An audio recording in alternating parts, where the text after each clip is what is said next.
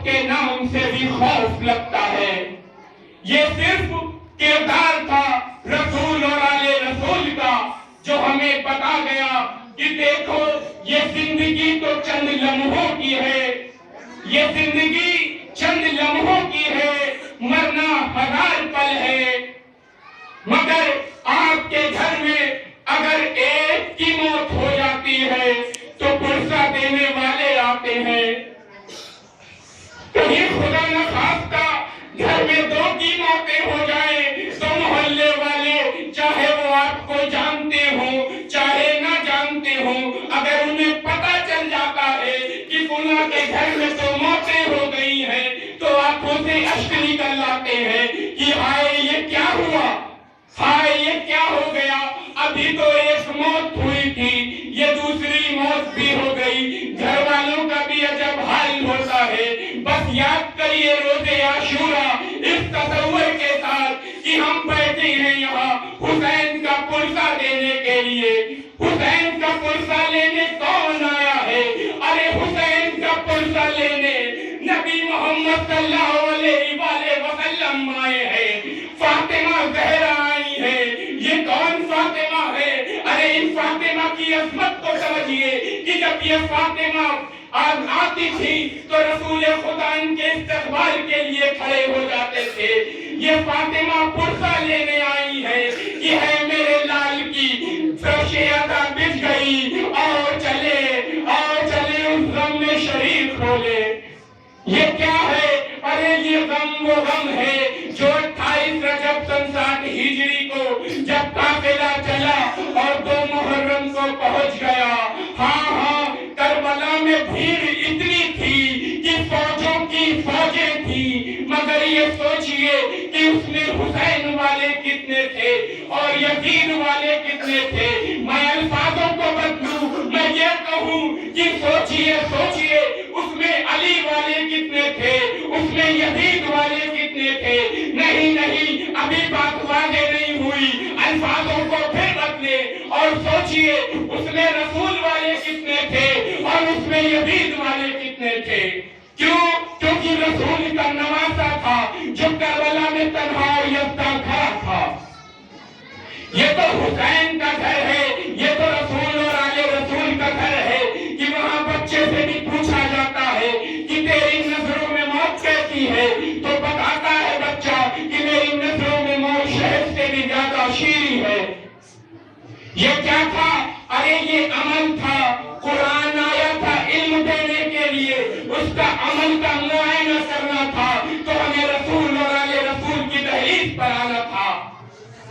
قرآن ہمیں علم بتائے گا، مگر اگر اس علم کی تصدیق دیکھنی ہے تو آل رسول بتائیں گے۔ قرآن نے کہا کل نفس ذائقۃ الموت، ہر نفس کو موت کا ذائقہ چکھنا ہے۔ موت کا ذائقہ بتایا حضرت قاسم ابن حسن ابن علی نے کہ دیکھیے موت شہد سے بھی زیادہ شیریں ہوتی ہے۔ اور قرآن کی ایک اور بات بتا دوں کہ قرآن میں کہا گیا کہ جو خدا پہ مرتے ہیں انہیں مرنا تصور نہ کیجیے گا، وہ تو شہید ہوتے ہیں۔ حسین نے بعد شہادت نو کے نیزہ پر قرآن کی تلاوت کر کے بتایا کہ دیکھو مجھ کو موت تصور نہ کرنا، یہ تو شہادت تھی، یہ تو شہادت تھی۔ ہاں دیکھیے شب عاشور آ جاتی ہے، شب عاشور آ جاتی ہے، ایک شب کی مہلت لیتے ہیں حسین۔ یہ مہلت کس لیے تھی؟ ارے یہ مہلت اس لیے تھی کہ علی اکبر ہم شکل نبی کا حسین آخری دیدار کر لے، حسین آخری دیدار کر لے۔ ہاں صبح عاشور بھی نمودار ہو گئی، صبح عاشور بھی نمودار ہو گئی۔ ایک کے بعد ایک لاش حسین اپنے کاندھوں پہ اٹھاتے رہے اور اٹھاتے رہے۔ ہاں اب جب کوئی نہ بچا ہے تو ام فروہ کا یتیم ہے، بیٹھا ہوا ہے مایوس ہے۔ چچا سے کئی بار کہہ چکا کہ اے چچا جان مجھے مرنے کی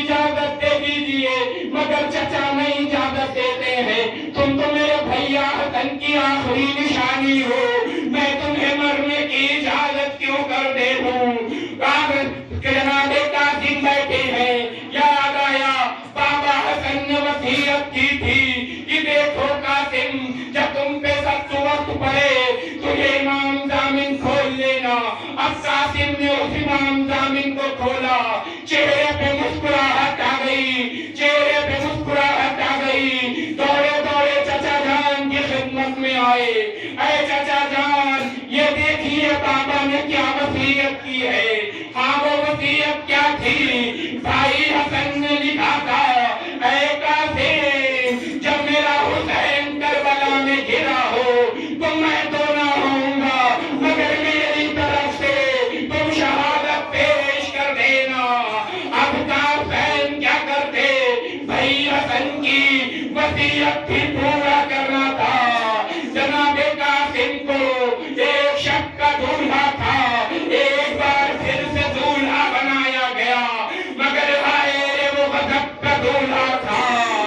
جگروبان کو چاک کر دیا، اے چچا یہ کیا کیا، اے چچا یہ کیا کیا، اے قاسم تم ابھی بہت چھوٹے ہو، تم نہیں سمجھ پاؤ گے، بھیا کی وصیت نے تمہیں جنگ میں جانے کی اجازت تو دلا دی، مگر یہ چاک گلیبا یتیم کی نشانی ہوا کرتا ہے۔ شاید فوج اردو میں کوئی نانا محمد کا چاہنے والا ہو جو تمہیں یتیم سمجھ کے چھوڑ دے۔ اب حسن کا لال علی کا پوتا چلا ہے، فوج اردو کے سامنے آیا، فوج اردو سے حضرت قاسم نے یہ کہا، رتبے سے میرے ظالموں واقف نہیں ہو کیا؟ میرے بدل حسن ہے تو دادا ہے مصطفیٰ، دادی میری وہ ہے جو ہے بنت مصطفیٰ، درے نجف لگے ہیں میرے سر کی کھود میں، میں بھی پلا ہوں سامی زہرا کی گود میں۔ ہاں علی کے لال، اب حسن کے لال نے جنگ کرنا شروع کی ہے، مگر ہائے رے افسوس ایک وقت ایسا آیا جب قاسم کو گھوڑے پہ سنبھلا نہ گیا۔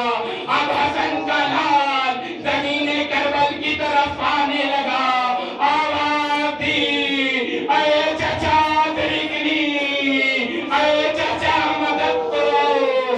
ارے اب کیا تھا، ایک طرف سے حسین چلے، ایک طرف سے عباس چلے، آئے قاسم کا جسم ابھی لاش نہیں بنا تھا، یہ قاسم کا جسم تھا جو فوج اردو کی داغوں سے پامال ہو گیا۔ ارے حسین اور عباس نے قاسم کے جسم کے ٹکڑوں کو سمیٹا، خیمے میں آئے، وقاسمہ وقاسمہ کی صدائیں بلند ہونے لگی۔ ہاں یہ قاسم کے بعد شہادت کی جو سب سے زیادہ ملتوی تھا وہ تھا یہ عباس، جس کا پرچم اٹھا اٹھا کر ہم عباس کی یاد دلانا چاہتے ہیں۔ دیکھو یہ عباس کون تھا؟